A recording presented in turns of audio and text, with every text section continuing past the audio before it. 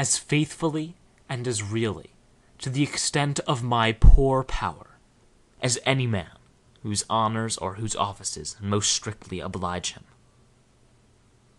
You know the dangers of Denmark, and how much they concern us.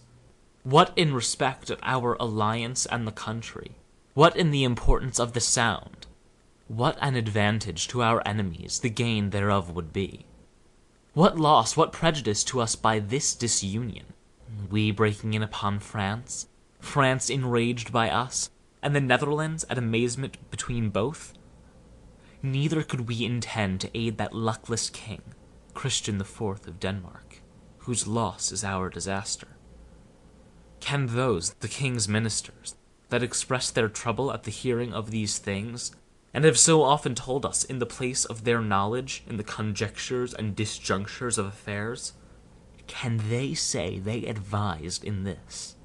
Was this an act of counsel, Mr. Speaker?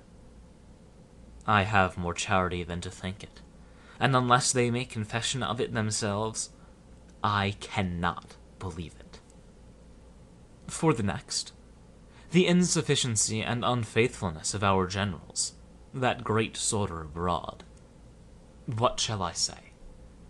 I wish there were not cause to mention it, and, but for the apprehension of the danger that is to come, if the like choice hereafter be not prevented, I could willingly be silent. But my duty to my sovereign, my service to this house, and the safety and honor of my country are above all respects, and what so nearly trenches to the prejudice of these must not, shall not, be forborne. At Cadiz, then, in that first expedition we made, when we arrived and found a conquest ready, the Spanish ships, I mean, fit for the satisfaction of a voyage, and of which some of the chiefest then there themselves have since assured me that the satisfaction would have been sufficient, either in point of honor or in point of profit.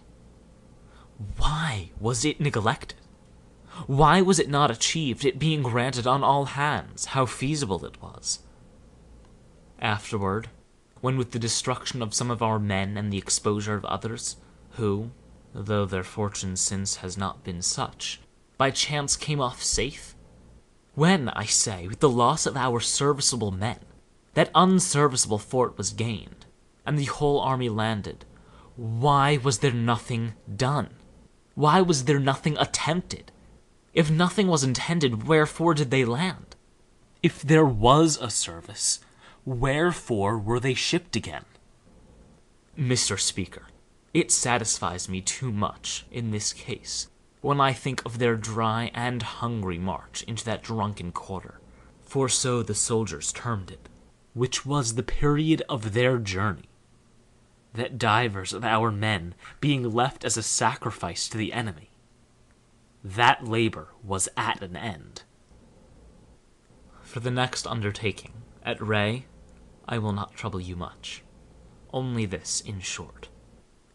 Was not that whole action carried out against the judgment and opinion of those officers that were of the council? Was not the first, was not the last, was not all in the landing, in their entrenching, in the continuance there, in the assault, in the retreat, without their assent? Did any advice take place of such as were of the council? If there should be made a particular inquisition thereof, these things will be manifest, and more. I will not instance the manifesto that was made, giving the reason of these arms, nor by whom, nor in what manner, nor on what grounds it was published, nor what effects it hath wrought, drawing, as it were, almost the whole world into league against us. Nor will I mention the leaving of the wines, the leaving of the salt, which were in our possession, and of a value, it is said, to answer much of the expense. Nor will I dwell on that great wonder, which no Alexander or Caesar ever did, the enriching of the enemy by courtesies, when our soldiers wanted help, nor the private intercourse and parleys with the fort, which were continually held. what they intended may be read in the success, and upon due examination thereof, they would not want their proofs. For the last voyage to Rochelle, there need no observations. It is so fresh in memory, nor will I make an inference or corollary on all. Your own knowledge shall judge what truth or what sufficiency they express. For the next, the ignorance and the corruption of our ministers. Where can you miss of instances? If you survey the court, if you survey the country, if the church, if the city be examined, if you observe the bar, if the bench, if the ports, if the shipping, if the land, if the seas, all these will render you variety of proofs, and that in such measure and proportion as shows the greatness of our disease to be such that if there be not some speedy application for remedy, our case is almost desperate. Mr. Speaker, I fear I have been too long in these particulars that are past, and am unwilling to offend you.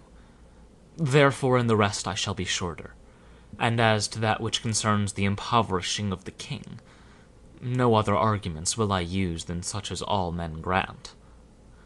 The exchequer, you know, is empty, and the reputation thereof gone. The ancient lands are sold, the jewels pawned, the plate engaged, the debt still great, almost all charges, both ordinary and extraordinary, borne up by projects. What poverty can be greater? What necessity so great? What perfect English heart is not almost dissolved into sorrow for this truth? For the oppression of the subject, which, as I remember, is the next particular I proposed, it needs no demonstration. The whole kingdom is a proof, and for the exhausting of our treasures, that very oppression speaks it. What waste of our provisions, what consumption of our ships, what destruction of our men there hath been.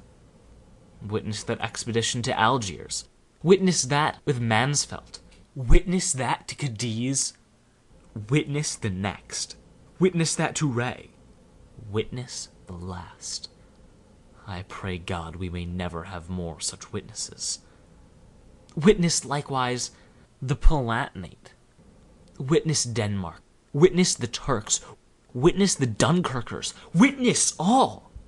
What losses we have sustained, how we are impaired in munitions, in ships, in men. It is beyond contradiction that we were never so much weakened, nor ever had less hope how to be restored. These, Mr. Speaker, are our dangers.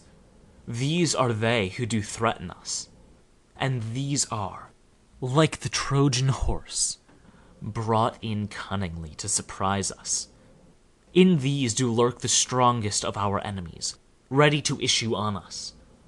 And if we do not speedily expel them, these are the signs. These are the invitations to others. These will so prepare their entrance that we shall have no means left of refuge or defense.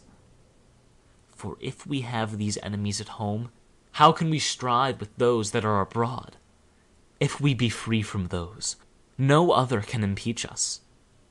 Our ancient English virtue, like the old Spartan valor, cleared from these disorders, our being in sincerity of religion, and once made friends with heaven, having maturity of counsels, sufficiency of generals, incorruption of officers, opulency in the king, liberty in the people, repletion in treasure, plenty of provisions, reparation of ships, preservation of men. Our ancient English virtue, I say, thus rectified, will secure us. And unless there be a speedy reformation in these, I know not what hopes or expectations we can have. These are the things, sir, I shall desire to have taken into consideration, that as we are the great council of the kingdom, and have the apprehension of these dangers, we may truly represent them unto the king, which I conceive we are bound to do, by a triple obligation.